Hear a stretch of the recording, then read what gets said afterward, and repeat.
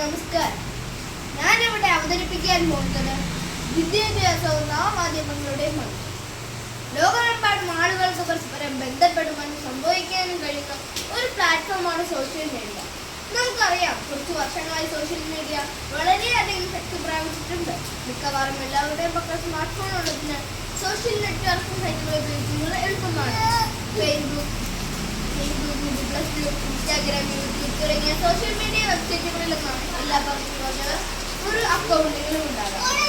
അതിനാൽ ഇന്ന് വിദ്യാഭ്യാസമായാലും മറ്റെന്തെങ്കിലും മേഖലയായാലും സോഷ്യൽ മീഡിയ വിലമതിക്കാനാകാത്ത ഒരു ഉപകരണമായി മാറിയിരിക്കുകയാണ്. വിദ്യാഭ്യാസത്തിൽ സോഷ്യൽ മീഡിയയുടെ ഉപയോഗം വിദ്യാർത്ഥികൾക്കും അധ്യാപകർക്കും രക്ഷിതാക്കൾക്കും കൂടുതൽ ഉപയോഗപ്രദമായ വിവരങ്ങൾ ലഭിക്കുന്നതിനും പഠന ഗ്രൂപ്പുകളുമായി വിദ്യാഭ്യാസ സൗകര്യപ്രദമാക്കുന്ന മറ്റ് വിദ്യാഭ്യാസ സംവിധാനങ്ങളുമായി ബന്ധിപ്പിക്കുന്നതിനും സഹായിക്കുന്നു.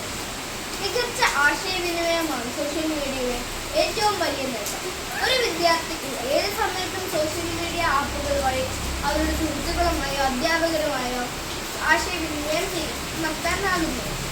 വ്യത്യസ്ത വിദ്യാർത്ഥികളുടെ വ്യത്യസ്ത ഉത്തരങ്ങളും വ്യത്യസ്ത അഭിപ്രായങ്ങളും വിശകലനം ചെയ്യാൻ ഇതുകൊണ്ട് സാധിക്കും. കൂടാതെ വിവിധ മേഖലകളിലും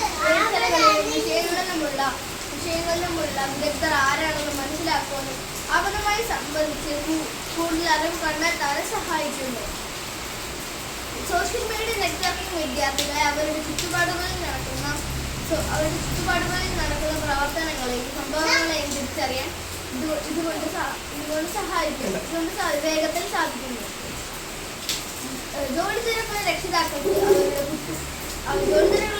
കുട്ടികളുടെ അക്കാദമികവും വ്യക്തിഗതവുമായ പുരോഗതിയെക്കുറിച്ച് അറിയുവാനും സ്കൂളുമായുള്ള ആശയവിനിമയത്തിനും ഇത്തരം സാമൂഹിക മാധ്യമങ്ങൾ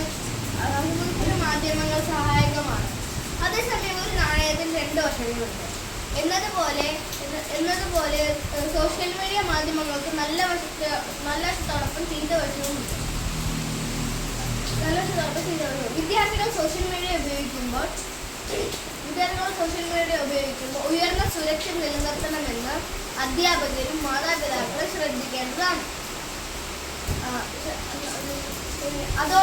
അതോടൊപ്പം നല്ല രീതിയിൽ അത് എങ്ങനെയാണെന്ന് ഉപയോഗിക്കേണ്ടതെന്ന് അവരെ പഠിപ്പിക്കുകയും വേണം.